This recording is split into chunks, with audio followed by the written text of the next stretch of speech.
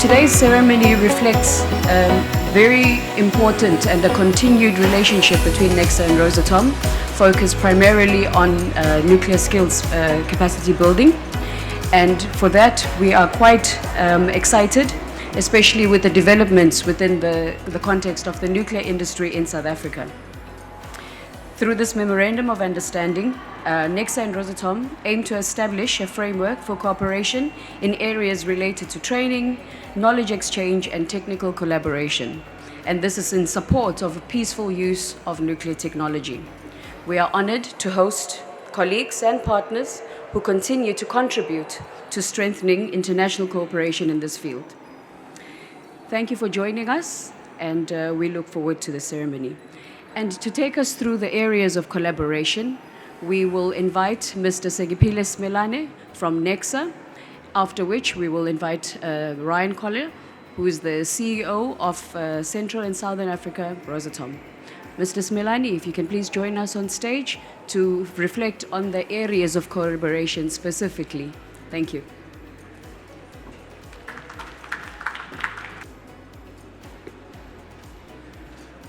Good morning, ladies and gentlemen. I'd like to also thank Rosatom, our partners, for today's important event. It marks a major milestone in the relationship that we've had for many years. And today we are focusing mainly on capacity building as well as skills development. We've had engagement with Rosatom for a number of years. We've got an existing MOU with Rosatom, and this forms part of the MOU that we signed many years ago. And we will now take it to another level in terms of skills development as well as capacity building. NECSA has got very ambitious dreams in terms of taking the nuclear industry forward, especially in the country and in the region. We have identified areas that we want to use in terms of growth, in terms of our business. We've got 6 high-impact areas where we want to go back into re-establishing the front-end nuclear fuel cycle. We also have an area where we want to start going into power generation, leading with SMRs. Another area of focus for us is what we are known for in terms of operating a research reactor. So we're looking into getting a new research reactor and also extending the current research reactor's life by, say, maybe 10 years. And then we've got subsidiaries that we have developed over the years in the form of NTP as well as Pelchem, where we are looking at diversifying our products and service offering. And those 5 programs, we will not be able to take them to the next level if we don't do skills development and capacity building.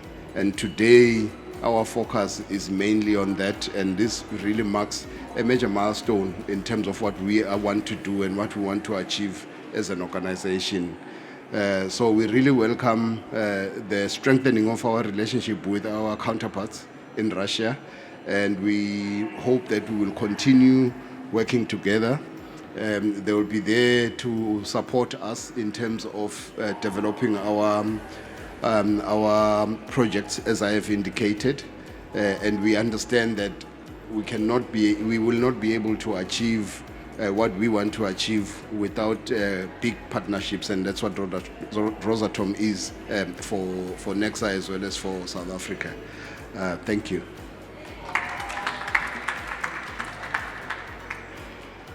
Thank you, Mr. Smelane, for those insightful remarks. And next, I'd like to ask Mr. Ryan Collier to join us on stage, please.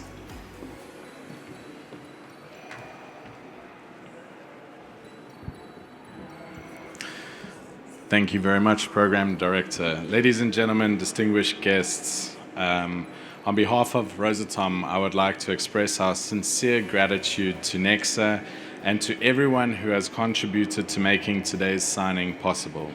This Memorandum of Understanding is an important milestone in strengthening our strategic partnership in human capital development for the nuclear and related technology sectors.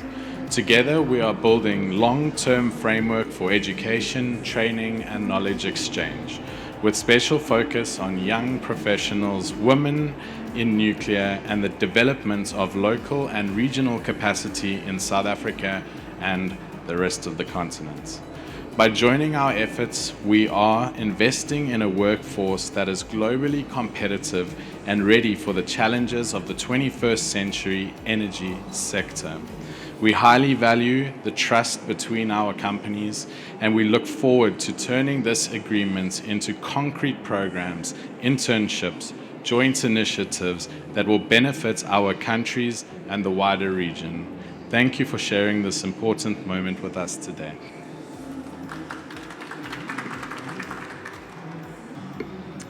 Thank you, Mr. Collier. So, ladies and gentlemen, we now arrive at the central reason for today's, or rather this morning's program. This is the formal signing of the MOU between NECSA and Rosatom in the cooperation, as Mr. Smilani and Mr. Collier have indicated, of capacity building in nuclear science and technology. I think I must reflect in terms of the comments that this MOU therefore establishes a platform through which the two organizations may strengthen the collaboration in training, knowledge exchange, and institutional cooperation, contributing to the development of skills and expertise that support the global nuclear community. And in that, I'd like to respectfully invite the representatives of the organizations to join us on stage for the signing. Representing South Africa is Ms. Sithembile Mbuyisa, who is the Group Executive for Human Capital at NECSA, and representing Rosatom is Mr. Ryan Collier, the CEO of Rosatom Central and Southern Africa. Please, a round of applause.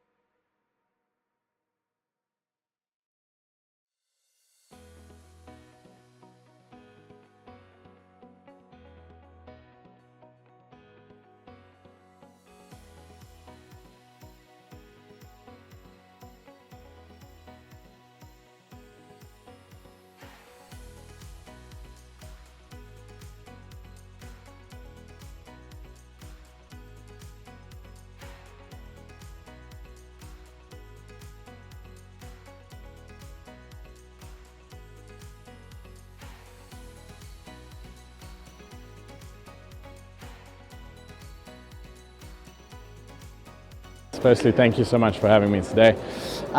So we signed a human resource development MOU. Essentially, it is around capacity building, joint initiatives between the two companies. I think it's a very important milestone in our cooperation with South Africa's nuclear industry. It has been many years that we have been working together, and I think today just marks us, getting closer and assisting with their ambitions. Now, like you do say, it's been a long relationship between Rosatom and NECSA. What have some of the other goals of other MOUs been, and what have the benefits of those MOUs been so far? Yeah, sure. So we have overall overarching cooperation and MOU. We then also have an MOU focusing on fuel, and that's specifically nuclear fuel and research reactor fuel. We have actually procured quite a lot of equipment from NECSA over the year that they've produced for us, which we send to Russia or to other projects. So it's an exciting relationship. It's a long-term relationship built on trust and mutual benefit, and we look forward to expanding that relationship. Now, what sort of skills does NECSA aim to learn from Rosatom, and what can Rosatom learn from NECSA in this skills and capacity? Sure. I think it's quite important to note that Rosatom has quite a far-reaching educational program in Russia, right? It encompasses around 14 different universities, various different training centers, and that's for technical skills all the way through to medical doctors in terms of nuclear medicine. So, there's a very large nuclear industry that is 80 years old in the Russian Federation, and there's really been a lot of educational programs built around that, and that's really what we aim to share with NECSA. NECSA, as Mr. Similani said earlier, have very strategic goals that they want to achieve. And I think, as a company and an industry that has been around for so long in Russia, we're happy to share those skills with NECSA. More than just NECSA and Rosatom, Russia and South Africa have also had a very, very long relationship, and part of that relationship has been educational exchange for a long time. So is it possible that we might be seeing some, exchange programs and other, bigger programs coming from this relationship? Yeah, absolutely. Those programs have frankly been ongoing. There's a number of students from South Africa in Russia at the moment that are studying various different nuclear-related and technology-related courses. We have offered numerous bursaries to both ESCOM and NECSA to study in Russia, so whether it's masters or short courses or full bachelor degrees, we have various bursaries available. So if anyone is interested in that from South Africa, they're welcome to contact us. We have had over 2,500 students from Africa go through our programs on full bursaries in Russia. So I think there's certainly room for expanding our cooperation and collaboration in human resource development on a far broader spectrum. Right, and my last question is, we've heard about the research reactors. What is this and what does it do in terms of helping NECSA with its goals? Sure. So, NECSA is really built around Safari 1. Safari 1 is a research reactor that instead of using nuclear reaction to create electricity, they use it to do various research and development, and more importantly for them, they produce medical isotopes. And medical isotopes really save people's lives around the planet. And NECSA at one point was one of the second largest producer of molybdenum-99 in the world. So it is an industry that's been around for many years, and it's an industry that will be here to stay.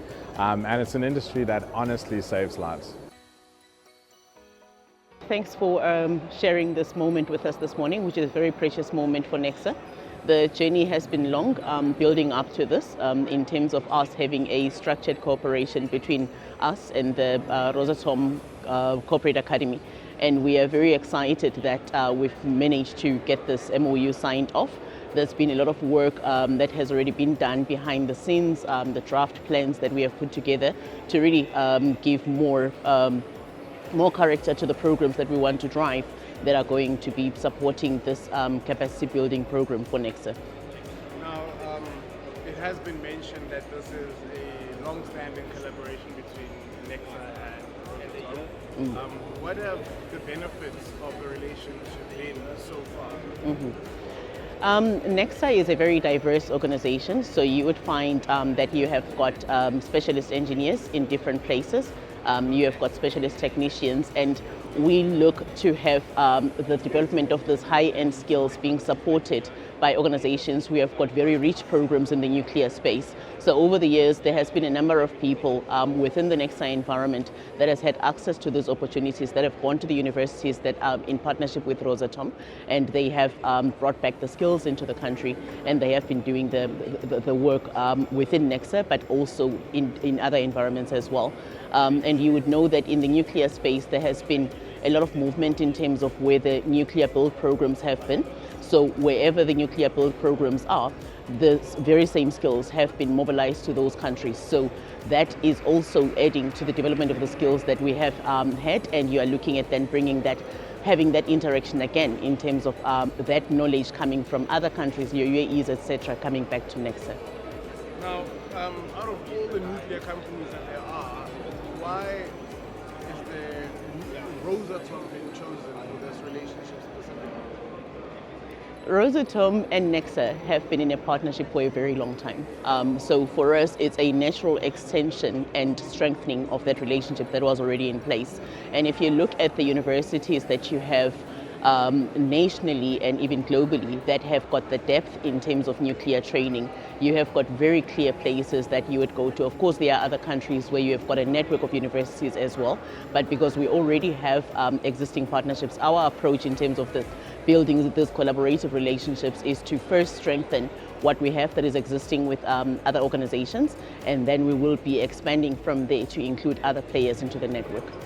Now, Mr. Collier has already said that, and you've already mentioned about the wide network of universities and training programs that Rosatom has access to, that NECSA will now have access to. My next question is there any way or method that young people will be chosen to take part in this training, and how can they find out about this program? Very excited about that question, because we actually had a meeting looking at the high-level collaboration areas that we have identified, and we have identified in there some of the programs that will be targeting specifically the young people, and these young people are going to be identified at a school level as well as at a tertiary level. And you have got already mechanisms that Rosatom has been using over the years where they would run championship competitions, and they would allow people to do science projects which would then elevate them to the world stage. So we as NECSA already have a partnership with some of the schools in the country, and we are going to be looking at sourcing the possible learners that can participate in these from those schools, and depending on how they perform at a national level, they can be elevated to compete at the global stage. So because of existing partnerships that we have with the various schools as well as with the universities, we already have sort of the pipeline platforms that we can be approaching to try and find the skills. And if you look at some of the programs that we have been talking about, we are focusing more on women development as well, getting the gender inclusivity into diversification of the nuclear skills. And if we look at some of the programs that we've highlighted, they are focused specifically at women. We have got programs like Women in Nuclear in South Africa, and you have got Women in Nuclear globally. Now, some of these networks that we are going to be building are going to be targeting those audiences of people who are already building careers in nuclear, women building careers in nuclear, and that for us will be a vehicle of spreading the word and getting more people involved like them in the nuclear space. That sounds incredibly interesting. You mentioned that you already have some sort of relationship with some of the schools.